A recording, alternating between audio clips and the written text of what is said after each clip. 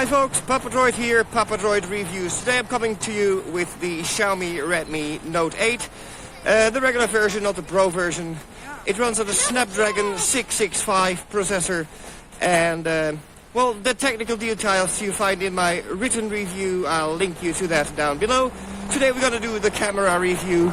Starting up with the front camera and see if that's stabilized at all. I'll let you be the judge of that. Of course, we're gonna switch to the front camera later on and show you what this thing can do. Okay, so join me to do the camera review of the Redmi Note 8. So let's do a little round of daylight video. And you can tell the camera is pretty decent. Okay, when you're filming straight into the sun, it's overexposed, but other than that, it does a job quite well.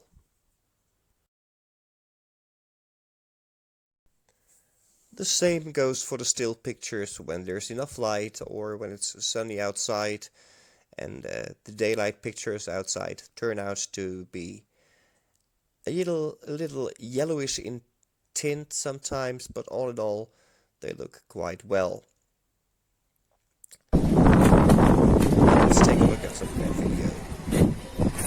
And yeah, that seems to be just fine.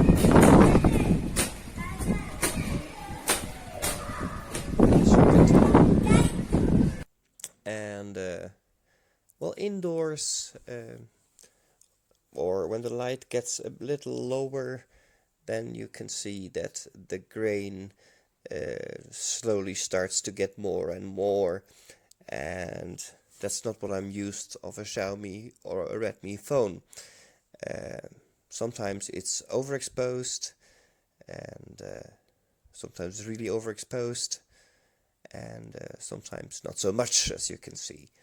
Then the pictures turn out to be rather underexposed. So exposure seems to be something that could do with the update. As you can see here, the sky is blown out every time.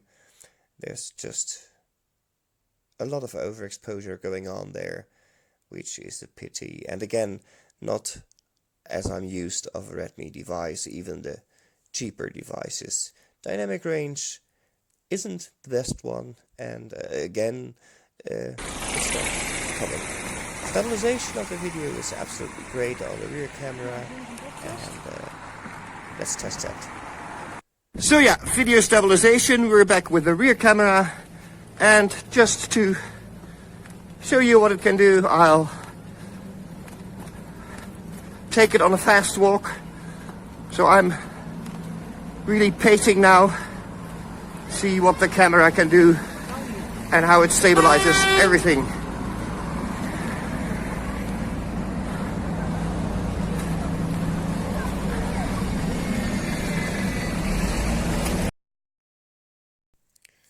So what the Redmi Note 7 was known for was the absolutely great performance in low light. When I look at the Redmi 8, I cannot see that same result. As a matter of fact, when there's some light around, they turn out quite well, but as soon as it's getting really dark, the pictures are getting grainy, and even the night mode is just too artificial, as you can tell. And even in the night mode, there's a lot of grain and a lot of noise in the pictures, and yeah, that's really not too great. Speaking of not too great, I'm also not really impressed about the front camera, which is a problem with Xiaomi phones for some time, Redmi phones especially. The portrait mode, however, is quite nice. Creamy bokeh effect, sharp in the front, so edge detection could be better, but that's nothing a little software update couldn't help. And let's see the other extra cameras. The wide angle shots turn out great. There's nothing there. That's really good. And even in low light, then they're even not as noisy as the normal pictures. Now the macro lens, is it just a gimmick? I can tell you no, it's not. It takes really great pictures, and well, as you can tell, the macro effect is great. Yeah, so all in all, it's not the best camera. It's again not as we're used from Xiaomi, but on the other hand, it's a budget Redmi phone and it looks gorgeous. So thanks for watching. See you all next time, and have a great one.